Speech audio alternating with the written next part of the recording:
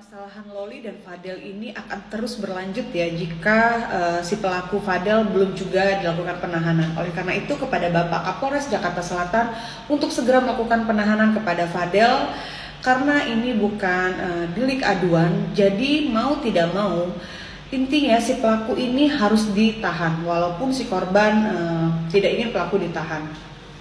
Supaya tidak menjadi polemik di masyarakat, seperti yang kita ketahui saat ini si Loli berhasil kabur dari rumah aman. Hal ini tentunya pasti dikarenakan pelaku Fadel ini belum juga dilakukan penahanan. Oleh karena itu kepada Bapak Kapolres Jakarta Selatan untuk segera menindaklanjuti undang-undang perlindungan anak ini untuk menahan si pelaku. Kemudian laporan berikutnya, laporan polisi 105. Pelapornya adalah NM, terlapor adalah RAN dan AS. Ya, terjadi Jumat tanggal 10 Januari 2025 sekira jam 2.40 dini hari di Polres Metro Jakarta Selatan. Kemudian pasal yang diterapkan di sini yaitu 351 KUHP dan atau 170 KUHP. Ya, ancaman 5 tahun. Bapak kamu itu masih hidup, Loli. Bapak kamu itu masih hidup. Nama bapak kamu itu Aizawa. Bapak kandung kamu itu ya, yang paling tidak pernah berantem sama Mimi. Walaupun gue dikeroyok sama bini lo yang sok jagoan itu ya, nggak gentar gue, nggak goyang, tetap kena kan lo ya. Gue nggak mukul perempuan kecuali saat itu cuman cewek sama cewek. Karena ada lu juga ikut-ikutan mukul gue, ketonjok lo. Well, gimana Rasman Endo? Rasman terdakwa. Bentar lagi kayak masuk kasusnya Hotman Paris tuh. Kembali lagi di IO Channel.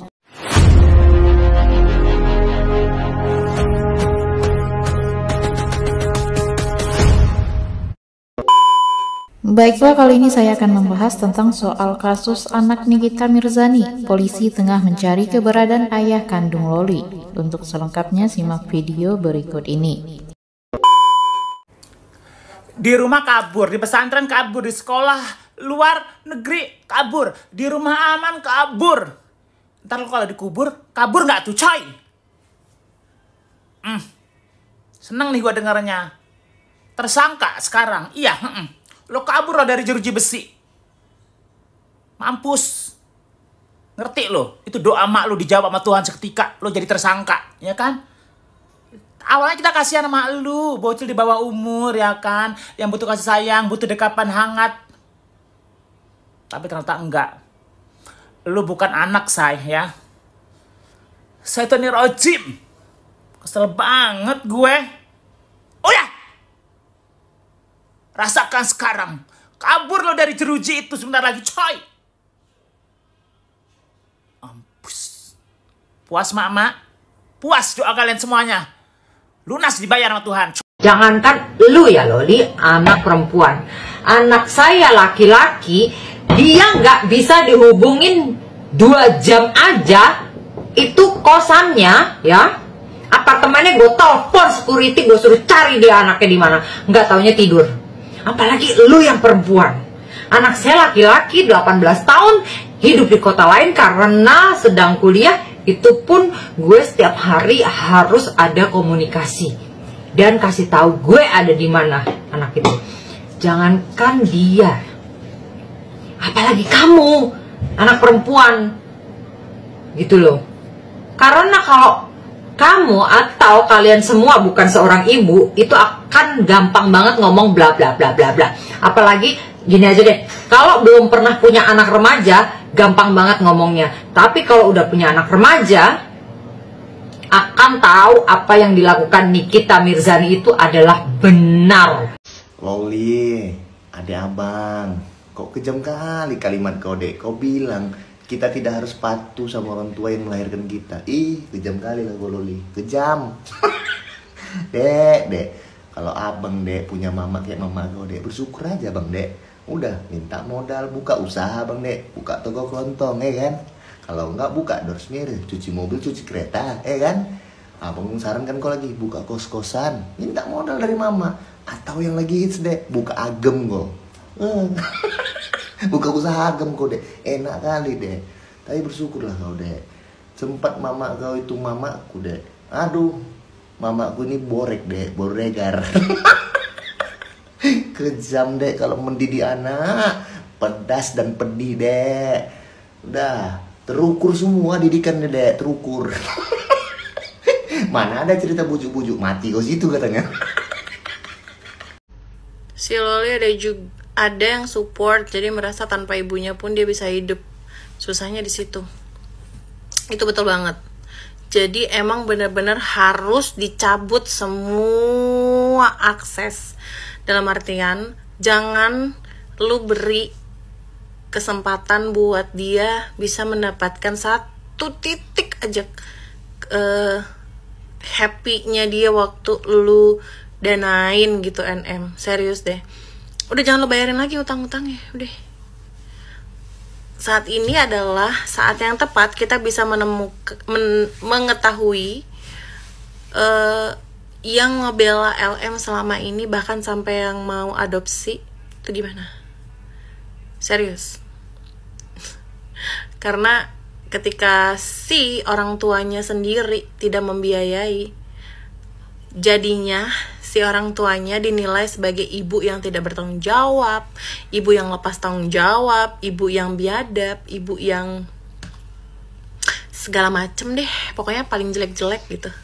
Padahal sebenarnya seorang ibu kalau sampai mengambil tindakan seperti itu berarti dia udah kecewa, dia udah capek, dia udah membiarkan dengan segala kelakuannya, dan dia merelakan, ya udah lo lakuin aja deh biar lo tahu dulu tuh dunia nyata di luaran kayak gimana kalau nggak ada mak lo.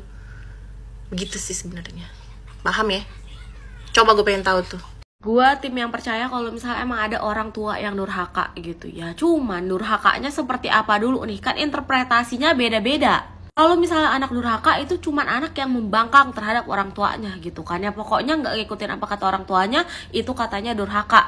Tapi kalau misalnya orang tua durhaka, udah ada parameternya belum sih? Kalau misalnya menurut standar gue, orang tua yang durhaka itu adalah orang tua yang tidak menafkahi anaknya, lepas tanggung jawab 100% terhadap anaknya, terus habis itu memanfaatkan anaknya untuk mendapatkan uang dan juga menghidupi keluarga dari anaknya. Terus yang ketiga itu menjadikan anak samsak. Oke, jadi apapun yang terjadi dalam hidup orang tuanya karena cuma bisa nyalahin si anak, akhirnya menyalahkan anak tersebut. Itu masuk kategori orang tua durhaka. Atau dia itu kayak nggak merencanakan pendidikan dan juga masa depan buat anaknya, beranak terus tanpa mikirin anaknya itu bakal dia urus apa enggak. Nah tapi kalau misalnya ada ibu yang dia itu sampai rela ngapain aja gitu ya, dia ya yang banting tulang untuk keluarganya bisa makan, bahkan jadi PSK sekalipun, apakah masuk ke dalam kategori orang tua durhaka? Karena nggak sedikit ya perempuan malam di luar sana yang mereka itu mengusahakan apapun, literally apapun gitu ya, bahkan udah dicap segala macam lah sama lingkungannya, problematik lah segala macam gitu-gitu. Itu tuh masuknya kategori orang tua durhaka juga nggak sih? Tapi dia nggak menelantarkan anaknya, tapi dia nggak memanfaatkan anaknya, dia hidup buat anaknya gitu. Karena ada artis yang bilang kalau misalnya dia nggak suka ibunya huru hara gitu kan ya. Tapi di usia gue yang saat ini, ya huru hara selama mendatangkan uang, huru hara selama itu tidak merugikan orang lain gitu ya. Menurut gue nggak apa-apa sih. Ya emang sih kita sebel lihat ya. Cuman kayak semua orang juga paham nggak sih, dia melakukan itu ya sedikit banyak untuk uang. Apakah menurut kalian itu masuk dalam kategori durhaka? Silahkan pendapat kalian, tulis kolom komentar. Segitu aja dari gue. Peace, love, and gaul. Karena bisa ngomong ke publik akhirnya, bisa ngasih tahu ke publik kalau apa yang dikatakan dari ibunya itu tidak benar, seperti itu. Loli masih sayang sama gua, cinta sama gua, masih lanjut hubungan kita kayak gitu. Dan lu bilang dong, lu juga sayang sama dia. Gantian doang kasih pesan. Kan lu sangka gak pada ngomong dong. I love you Loli. Lu jangan sangka gak pada dengerin. Ayah kandung Laura Mizani alias Loli dipertanyakan keberadaannya di tengah huru-hara Nikita Mirzani dan putrinya tersebut. Ayah kandung Loli disebut-sebut bernama Aizawa Asri. Soal kasus Loli, polisi kini tengah mencari keberadaan ayah kandung putri Nikita Mirzani itu. Kasih Humas Polres Metro Jakarta Selatan AKP Nurmadewi mengatakan pihaknya ingin meminta keterangan dari ayah Loli. Nurmadewi pun membenarkan bahwa pihaknya tengah mencari keberadaan ayah kandung Loli itu, mengingat setiap anak pasti memiliki ayah dan ibu. Dikatakan Nurma, sejak awal kasus Loli itu ayahnya memang belum muncul batang hidungnya. Seperti diketahui, Loli kabur dari rumah aman pada Kamis 9 Januari 2025. Loli yang tampak mengenakan pakaian serba hitam dengan kerudung abu-abu memilih langsung menuju Polres Metro Jakarta Selatan, didampingi pengacara Rasman Arif Nasution.